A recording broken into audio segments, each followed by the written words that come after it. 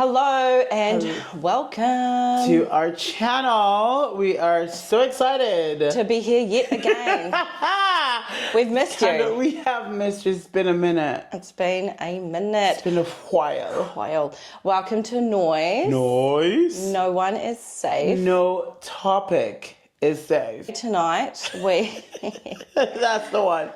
We have a very special episode here for you right now. It's called Ask the Doc. Oh, yes. I have been anticipating this one. You have been. Watching your smirks all week. My smirks. Yes. So this all came about because, as you all know, and for those who don't know, Tonye is a doctor.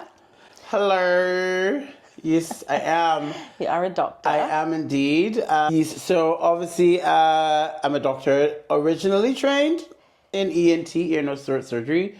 I've been a doctor for about 14 years. Let's not, please do the math. Yeah. About that. This is that. And now I'm in urgent care medicine, which is sort of like a cross between emergency medicine and general practice. So this is like my disclaimer moment. Yes, to be like, I do am your not disclaimer. answering anybody's consultations. We put it out there to our audience to send in some questions. And as Tonye has mentioned, this is not an official consultation. It is not. So please don't take this for gospel. It's just more about advice and what I think about shit. What you think about shit. And it has also come about because since we've lived together over the years, I often ask questions, medical questions. Why does this do this? Why does this do that? Why does this hurt? Not that has happened too many times, but I've been a bit dramatic some of the times. No, it's not. I don't think it was over dramatic. I think you're just very inquisitive. Very inquisitive. I love to know. So I found out quite quickly that Tonye is great at explaining things and is very good at drawing a good old diagram. I love a good diagram. And because I'm quite a visual person, seeing it. Because I am a visual person too. Yes. So I think that's probably why we able to transfer information. Yes. Via these diagrams. Via one of the 1,700 whiteboards in this house. Also, I don't have too many of those. No, you're right. Also, the analogies that you use are really good. I do love an analogy as well. Yeah, I think it's quite helpful. So if you're like this with your patients, then I'm pretty sure. I always do it. I have a cute little book with all different diagrams of things of how I've explained something before. Yeah. It's nerd factor 1 billion, but it's fine. No, that's good though. So, with all the questions that I asked, we thought we'd throw it out there to the audience. And look, we've had a lot of questions come in. We're not going to have time to read through all of them. But I've picked a handful that I think... Are you ready for I don't know. And look, to be fair, most of them are very straightforward. Sexual? There was a few non-medical related ones that did flow in. Oh yeah. That was why I was smirking every time I was looking at my phone. Yes. I was sussing you out hard, girl. You were sussing me out. So what I'm going to do is I'm going to read out the question. I'm not going to say who it's from. I'm going to give Tonye the gender of the person who has written in, just to give you a bit of a background. I'm sure I'll be able to tell. I'll find out who you are. And I'm just kidding. No, that's cute. Okay. I'm ready. So you ready? I am ready. Let's do this. Let's throw some of these questions out. Okay. I'm going to start off with this one here. So this is coming from a female. Oh, go on, female. And it is, how do you handle death now? And are you desensitized?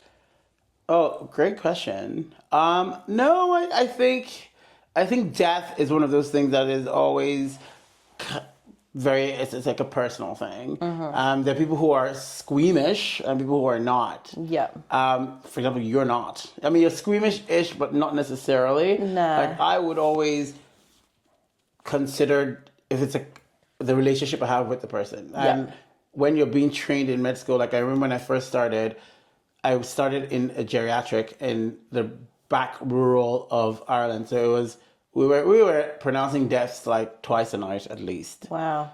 And you're in the hospital. So, and as a first year doctor, that was your lot. job. Yeah. You know, so first it's kind of like, you know, we're just trying to resuscitate, doing CPR on this 80-year-old, and you're just like, okay, well, like maybe it's your shot them time. 4 times. Yeah. It's gonna happen here. So you get used to that, but then you'll still encounter something kind of wild. Like for me, I think the biggest one that changed my track in medicine, because I started doing peds surgery, and there was a 15-year-old who had like a headache, and he thought it was nothing, and he had this massive bleed, and they came in, and by the time his mom brought him in, he was already like passed out, and we're CPRing this guy literally for like an hour, to the point where like blood was coming out of his lungs. We had broken and cracked everything in there, and we had him on the ventilator. We'll try and get him to the CT scanner to see if he'd go off again. We'll bring him back, start to see, so blood starts coming out of the endo tube that we've put in to help him breathe. So we're like, okay, shit, he's pretty effed. Yeah. And then the mom obviously just in shock because he's a twin. Oh my gosh, really? Yeah, they're like IVF twins. Oh, and he's 15, you say? He was 15 years old. Wow. That was me doing peds surgery. So he was at the tail end. Yeah. Like in a year or two, he would have been out of peds. He'd have been an adult. So they're like, let's just keep him alive to get his brother. Okay, yeah. And dad to get there. Yeah. Like we cannot, so we just put him, tried to ventilate, just kept CPRing him. And then he'll go off. Did they make it in time? No, they did. They did. Oh, yeah. And then, of course, after he kind of stabilized, once he stabilized, he was probably like brain dead and everything. Yeah. Yeah. So that still traumatizes me, and that wasn't my family, and he still died. And I think that really changed my track from. So was that your first death of a patient that wasn't of elderly age? Yes. That was, Yes, still had a whole life ahead of him. Yeah. It hit me because exactly, he had a whole life ahead of him. And nothing, came home from school, just a little headache, and his headache was a bit much. And like, that was it. He had like an hour left. So it was so wild. So yes, I mean, death still, am I going to like freak out at any little dead body? No. Yeah.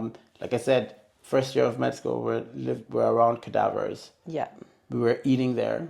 We would sleep. We would like pass sandwiches across a dead body. Wow. You know, so you get a bit accustomed to it. So Question actually. It was a cute question, and I guess. Thank you, female. You can never be. Yeah. Death is, even though it's a part of life. Yeah, it's still hard to. It's like the end of anything is always scary, eh? Yeah. Okay, cool. We're going to move on, and the next question is also from a female. Oh, wow, the females are out tonight. They are. Must be my lucky day. What do you do when you're attracted to a patient?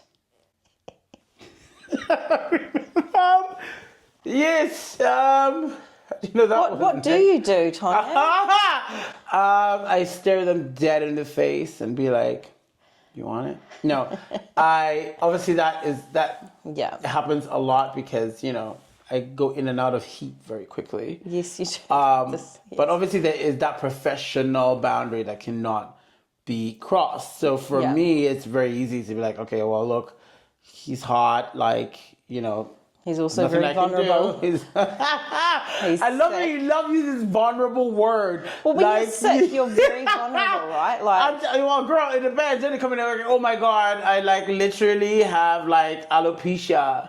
Like, can I get like a tablet for that? Can I get a hair wash? Like, that is hardly vulnerable. Like, coming to me like, oh, I just need my repeat script on like my regular inhalers. But what if they're really sick? if they're really sick, for one, they're probably not going to be attractive. Like, have you seen my sick self? Like, Yeah, that is I fucking have.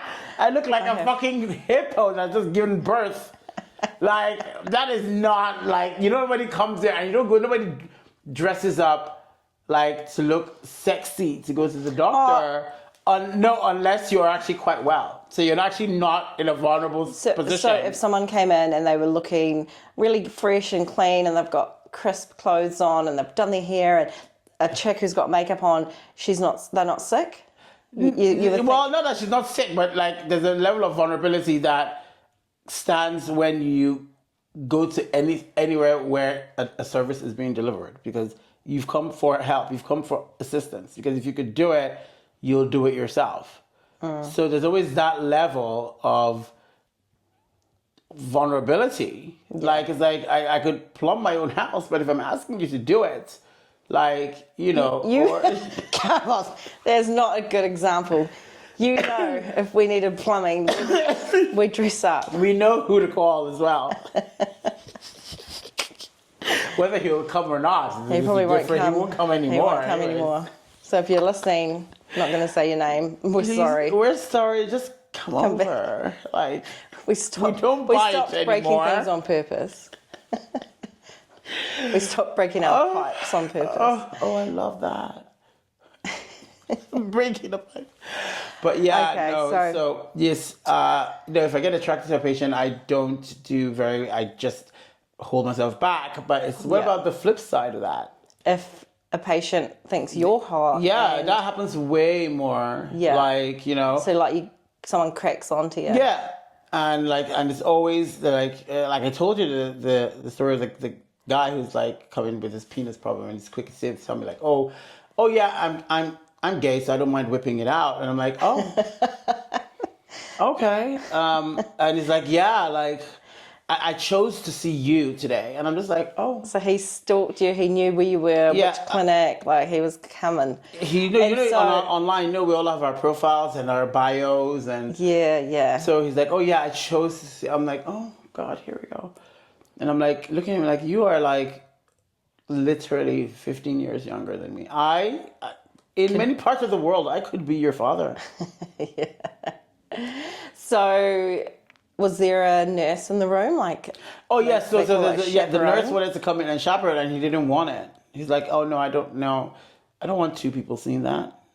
But he's he like, was, happy to just be in the room with you, whip out his penis. They whip it out and like telling me and it was awkward even for me. And should have he been going to the sexual health clinic?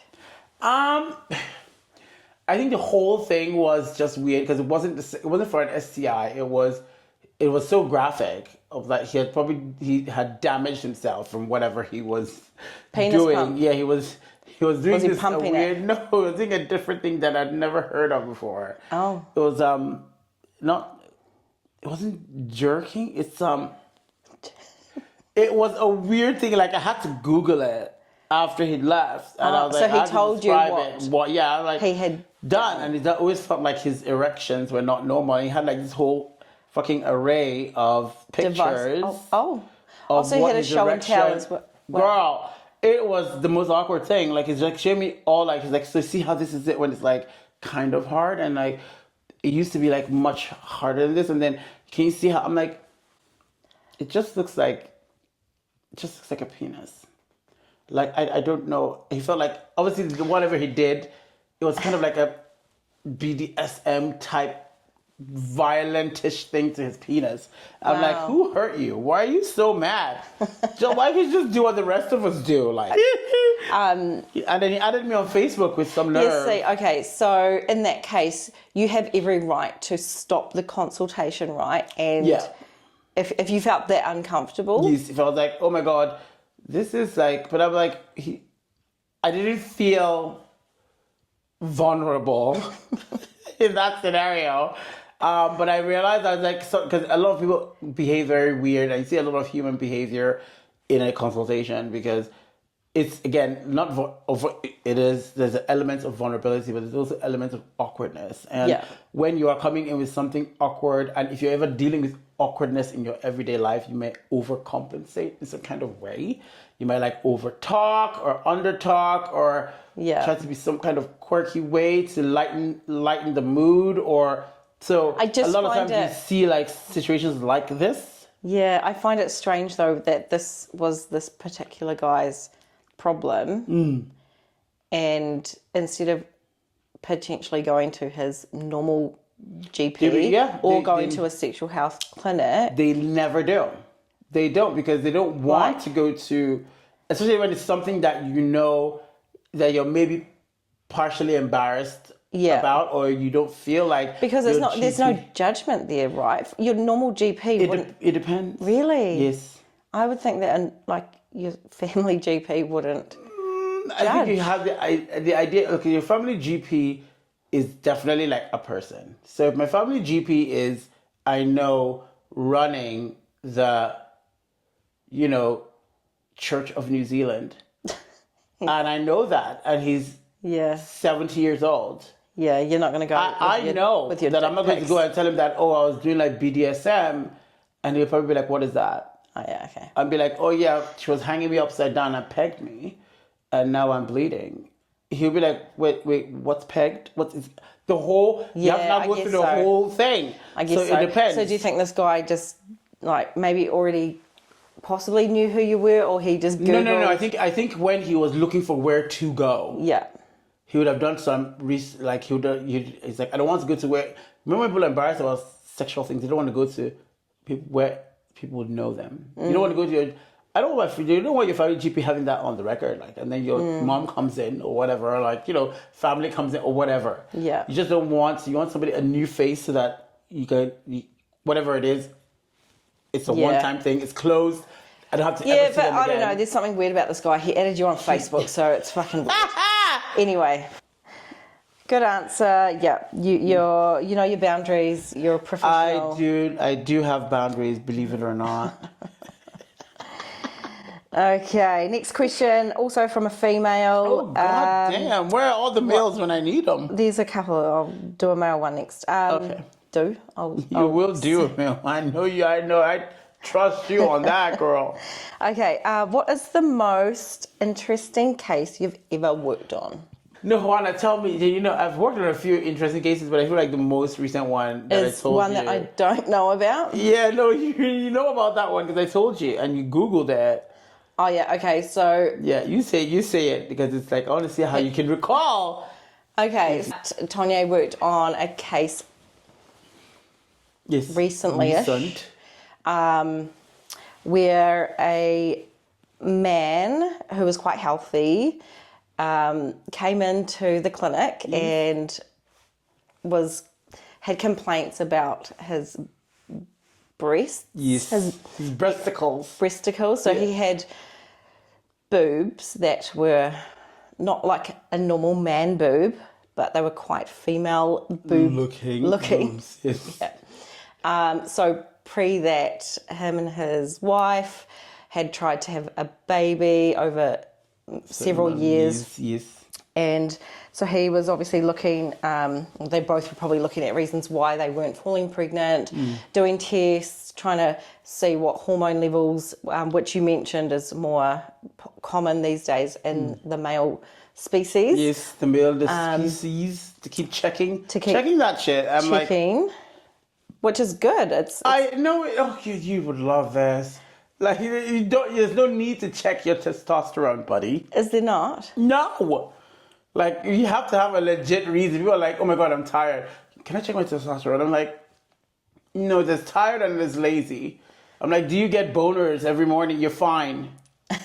Like, do you know what? Just go take a vitamin C pill and just get on with life. Okay. But I think there's a lot of over testing for hormones, and I think it's just more the internet. Do you think there's too many tests for 100%. Females though as well? Do you think females? No. So females are good. So yeah, the minute when a female is, all your because chicas out there. the chicas have a lot of reasons, because when females are tired, they come in and they say, "Oh, I'm really tired. I think my iron is low. Yeah. And a lot of times, because they bleed every month. Yeah. Some of them actually hemorrhage every month. Yeah. They actually have legit reasons. This is why females are way more durable than men. Like, they would literally, there's some girls with their iron is like literally in the ground. Like, it's like, how are you walking around? Yeah. You know, so there's a lot No of wonder resilience. you're tired. Yeah, there's a lot of resilience with women than there is with men. Yeah. Go figure. Okay, so around this time, he was trying to understand what was happening, and please just help me jog my memory. So his levels of what was... So his levels of testosterone were a little bit low. And that was all they checked at the time, because that's what you want for a guy. Yeah, but the other level of... What was the other one? So the other female hormones, like there's estrogen and progesterone, all those things were like so all of them were up and down and like higher than... When he came in because initially when he came for the fertility check, they only checked testosterone and it was low, so they started supplementing that. And they started giving him like, hormonal supplements. But then almost like a year later, he's kind of like, I've been working out. He's like he runs super a ripped lot. and everything. And when they talk about boobs, I'm like, oh my God, here we go. I'm like, I am the dysmorphia king. So I know about I have man boobs, so it's fine. And then I was like, oh, okay. So they were quite female. They were. So I was like, okay, this is not normal. So you requested more scans? Yes, no, more blood tests. More blood tests. So you always go from less invasive to the most invasive. So the next thing, let's just see what your other profiles are, because if you have female-looking boobs, there must be the only thing that can give you this secondary female characteristics. Yeah. Would have to be hormonal. It has to be hormones. Yeah. So it's like you have to go back and look at what are you taking? What exactly? Because it could just be literally the tablets that you're taking from God knows where, because you can buy everything off the internet these days. Yeah. And I know it came back and it was really, really high. All his blood came back and everything was all over the shop. And I'm like, this smells like a tumor. It smells like it. And I thought it was going to be like in the head, like a pituitary one, which is the one that makes all of these.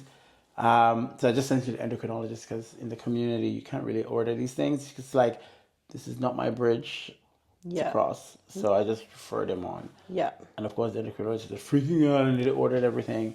And so how do you say it? Sorry, endocrinologist. Endocrinologist. Yeah. So they look at the endocrine system, which is your hormones and endorphins and. Okay.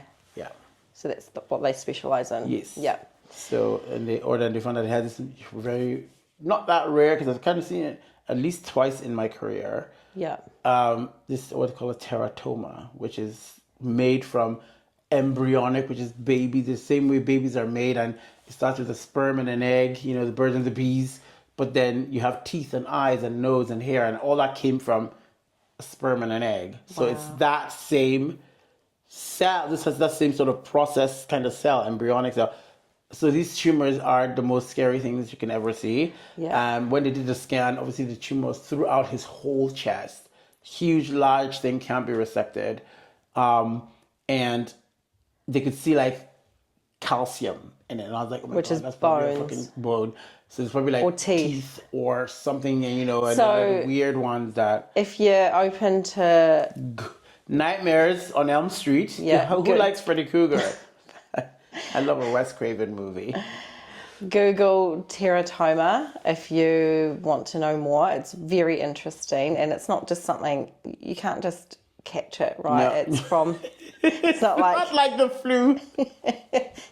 So get your flu jabs, people. Get your teratoma jabs. No, you can't get teratoma jabs as well. Yeah, no. So that was pretty. We shouldn't laugh because it's quite serious and it's quite horrific, but it is. It scared the bejesus out of me. It scared the bejesus out of me. Yeah, I've never even met someone with one, but wild. Yeah. Like so crazy.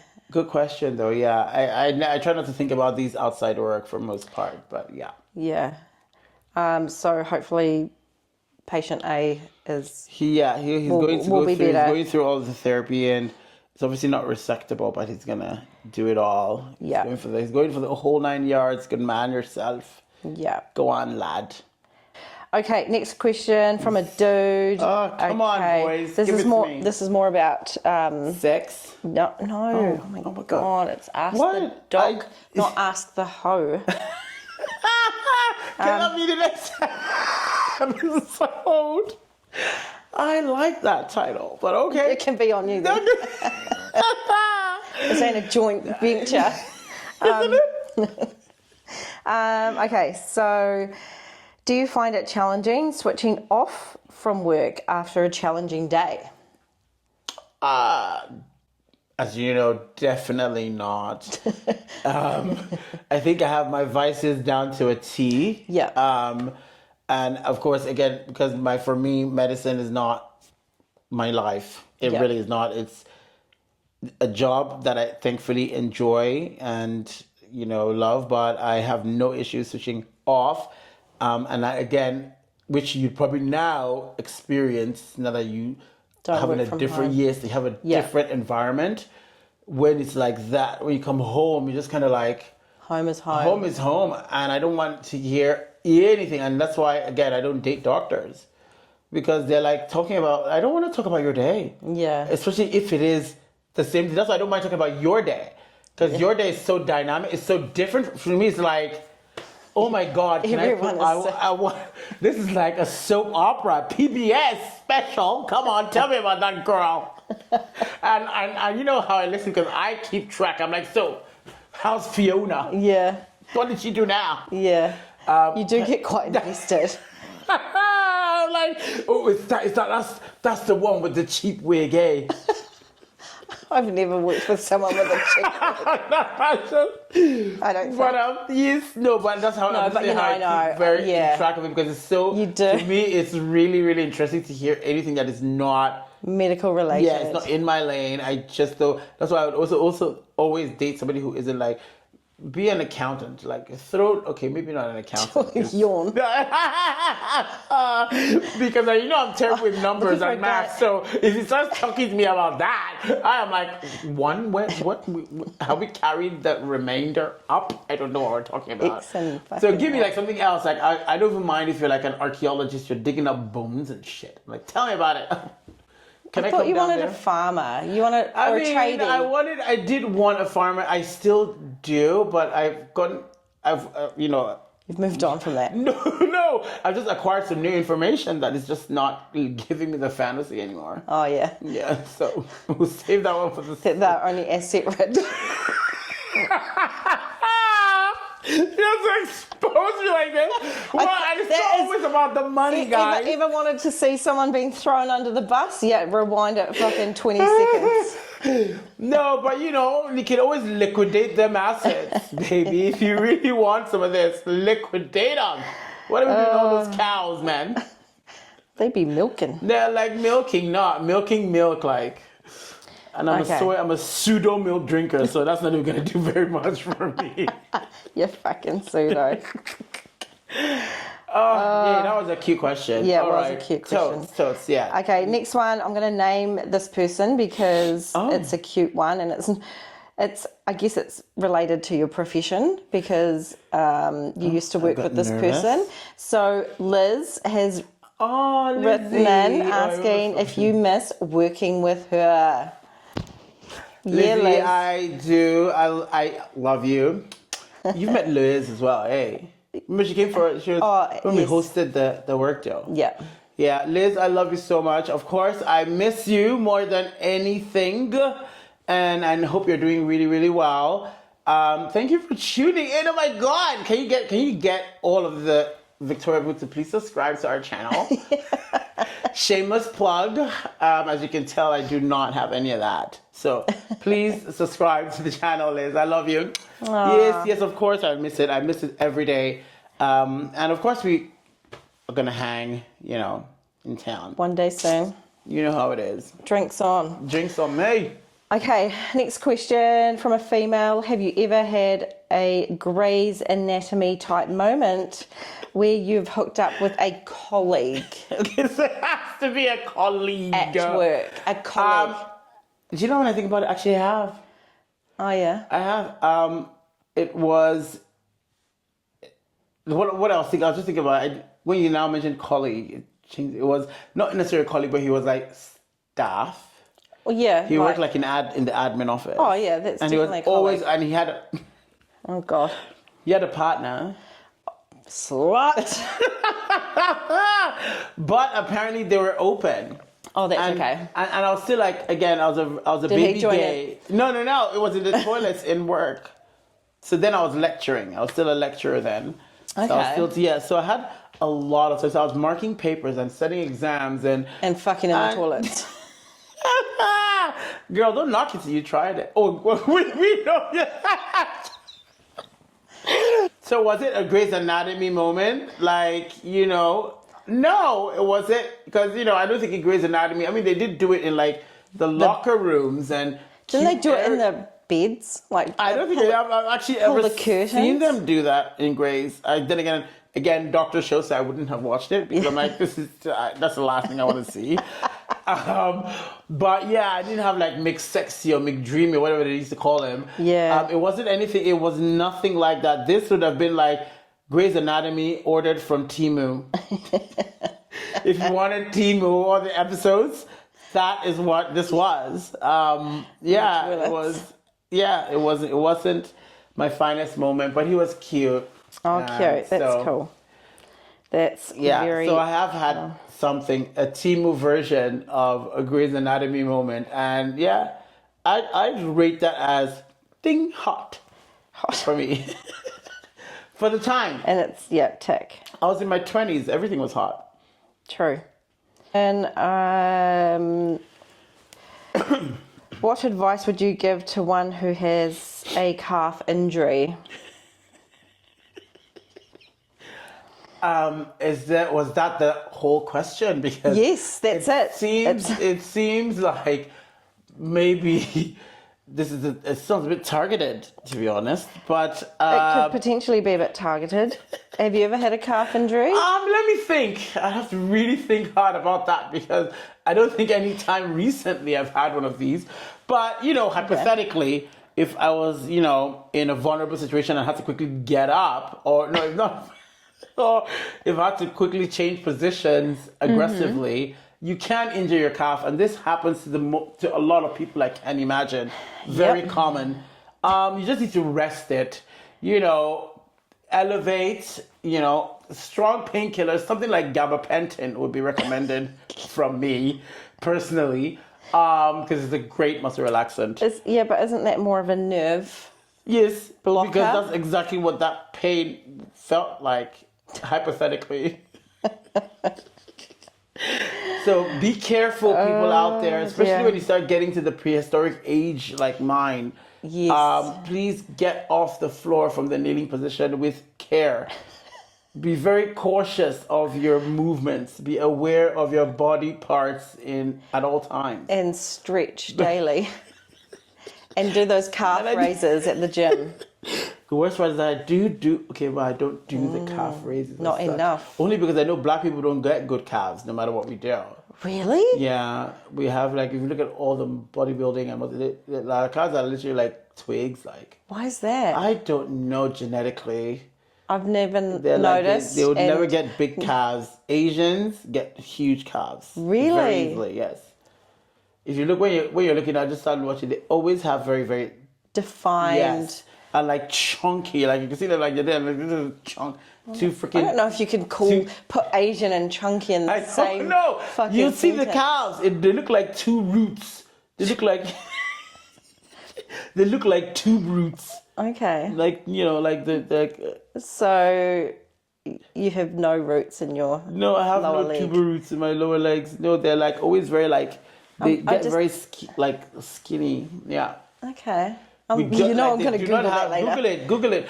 I'm surprised you haven't Googled it. It's all the black man Googles you have, I think. Hey. No, but you'll see it. Black people do not grow calves. Okay. Good to know. That's a hard thing. That's a really, really, really learning tough things. It's always learning in this house, isn't it? It's learning. One thing or the other. Oh, awesome. Okay, yes.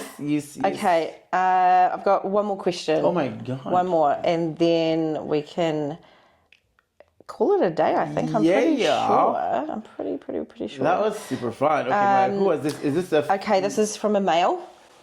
Come on, boys. What is or are your biggest fears or insecurities from being a doctor? I'm not sure I have any fears and insecurities as such. I think I probably just primarily maybe wouldn't want to just be known as that. But fears, not very many. I try to be as careful as I can, and my patients are always first. But yeah, I think it's just more for me. The insecurity is, especially being like a Black doctor and stuff. I had spent so much time trying to be defined as that. Growing when I first started, being like, oh my God, acknowledge me. I'm not just the janitor in the hospital. You know, every time I'd say that, that you worked in a hospital, people just assume you're a nurse or like I'd never be the top tier. Yeah. And then I realized that was a chip on my shoulder, and I was like, so when I thought about it, like, do I actually care? Because in a couple of sentences later, I'm gonna say that I am actually this. Yeah. And then as I matured and I realized that I didn't actually, that's just a thing that it was going to happen, and have literally no control over it, because that's where most people's minds would go. Yeah. And there's nothing that I can physically do to change that. I cannot not be not Black, because that's all it is. Yeah. Because if it was a white guy who said, I worked in a hospital, you know, and you relate it to everything else, you could be like, come and see us in our house or see us. And it's like, why couldn't I be that? Yeah. Be the top, you know? So I've already experienced this my whole career, so I wasn't bothered. But then as I got older, and I'm like well aware of that is not even the best part of me. Yeah. I now do not want anybody to refer to me as that. I'm like, that's not all I am. I'm more things. So there's definitely evolution, and I think that always has a little chip sitting in there of, you know, ensuring that I am. Yeah. Even though it doesn't define you, it's still something that you should be proud of. Like that goes to show that you've, you know, worked hard. You didn't just get your doctor's degree out of a Weet-Bix packet.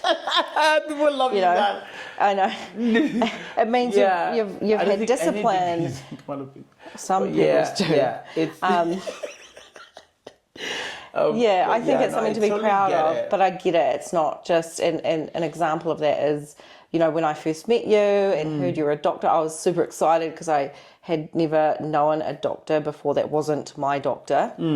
So that wasn't examining you. That wasn't examining my body. And so it was kind of like, okay, cool. I was all like, oh my gosh, I've got a new friend and he's a doctor. And I remember introducing you to somebody once, and this is Tonye, my new friend, he's a doctor. And then when I knew you better, which was soon after that, and understood what your stance was, it was almost like, oh my gosh, he's more than just a doctor. It'd be like you introducing me. I would be a bit miffed if you were like, hey everyone, this is my friend Hoana, and she's a salesperson. Like, it's like, well, fuck yeah, I am, but so? Yeah, and it's like way more exciting. If I'm going to be like the launch, I'm like, it's almost not very personable. No, it's not. Do you know what I mean? It's like, oh, here's your name, thing, and job. Yeah. It's like a LinkedIn profile. It's like if we were dating on LinkedIn, it's like LinkedIn speed dating. Oh, it happens. I'm sure. I'm not versed with LinkedIn, but I know. You tell me, girl. Oh, no, it's all about the professionalism on LinkedIn, trust me. I love it. I love it. Yeah. No, so that's a cute question. But that's my only sort of, I suppose, not fear, but it would be a little bit of a fear, though, especially when you started out and it was on you were the main doctor in that surgery, or you know, was it a fear where you didn't want your patient to die? Yes, I suppose when with every first year doctor would have this, what they call the first night on call, where you're the one in charge, where they're like, oh my God, it's a cardiac arrest, like you need to, because every other senior is going to be doing senior things. Yeah. You're the one on the ward, which is where the cardiac arrest is going to happen. So you need to be the first person there to tell everybody else, because all the nurses that have worked for 50 years, I know you're above them all. Yeah. So they will be looking You're to in you charge for to be like, okay, direction. what do we do? Yeah, what do we do? And you're just like, oh my God, this is like my first day in the hospital. Like, I have been a student every day, and then all of a sudden overnight, you switch There's it on no and one on. holding And your I am hand now, anymore. I am now all of a sudden like meant to be watching people. So it can be very scary, but like, you know, if you don't sink, you swim. Yeah. And most people will swim. So Yeah. but yeah, no, it's terrifying, but I like, you know me, I love that kind of shit. Yeah.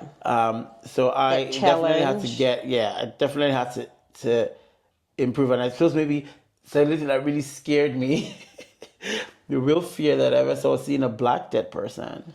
Oh, yeah. For whatever reason, because I've spent my whole medical training in a white base. This is not like racist or anything, but in a very white based environment. So for whatever reason, I hadn't been really acclimatized to seeing a lot of black dead people. And it was so surreal to me. I'm like, when I did see, I was like, kind of very shocked, even though I'm like, I had to question, like, Why are you shocked? Like, Yeah. you've been around, like, and I'm like, okay, I don't know whether, like, the white dead bodies reminded me of, like, CSI or something. I don't know. There was this weird detachment that I'd never felt before, and it made me just question a lot that, oh my God, you are a racist bitch. No, I'm just kidding. No, it just made me realize, oh wow, like, seeing it for the first time, like, I was like, oh, now this, I was like, oh my God, this could be like, LaShonda's mom or something. Yeah. And I'm like, yeah, but the other person could have been, Jenny's mom. Jenny's mom, or, Felicia. Oh, yeah, Felicia. Yeah. No, I get that's it. wild, I get it. So no fears are fears, but like, Yeah. just... Not now that you're 14 years deep into your career. Oh God, I thought you were going to say not now that you're 40. One last thing. If you had a last ping of advice to shoot out, Oh, I love this. like what would it be to our audience apart from just like medical? Medical. I think it's that from obviously the cases and stuff we discussed, that life is so short. We really need to enjoy it, live it to the best, and most importantly, the best way to live it to your best is not to be hard on yourself. Trying to understand that, be easy on yourself, knowing that life is hard, and the fact that you do your best, you get up, you face the world. Yeah. Whether you do it right or you do it wrong, you faced it, and that's something to be proud of. And that's one thing that I've been learning to teach myself, and I really encourage everyone to do is be less hard on yourself. The world is hard. Yeah. So you don't need to flog a dead horse, some would say. Yeah. But yeah, that's that good would be advice. mine. Yeah. Brilliant. Thank you for taking I love that time little segment. to share. Thank you for having me share. Hopefully I don't have to share very soon, guys. This is very invasive. No, it's good. I think the questions were good. Yeah. Like we say, there I was... know you did select them. You did have to weed some out. I have a feeling. Oh, some were definitely not medically related, which is fine. But we did, we had quite a few, and it was hard to pick. Yeah, which ones you're gonna... Which ones? So thank you for sending them in. We just also want to say thank you for listening and tuning into us again. Don't forget to subscribe. Please subscribe down there. Subscribe down there somewhere. To us if you enjoy this. We do enjoy doing this. So we do. Yeah, we do, right? Yeah. I thought you said we do, like a question. No, we do. We do enjoy doing it. Yeah. So please do subscribe. We obviously are just doing this because we really, really enjoy doing it. And it would be great to get feedback from you guys. Do interact with us online as well. Yeah. We have YouTube, TikTok. We're TikTokers. Oh my God. Why is that your TikTok? This is the in things that the kids do. I don't know. I don't think it is. That's why I'm like, I am an 80s baby, okay? But yes, so thank you guys so much for tuning into NOIS. No one is safe. No topic is safe. And we will see you all again soon. Soon. Deuces. Ciao, ciao.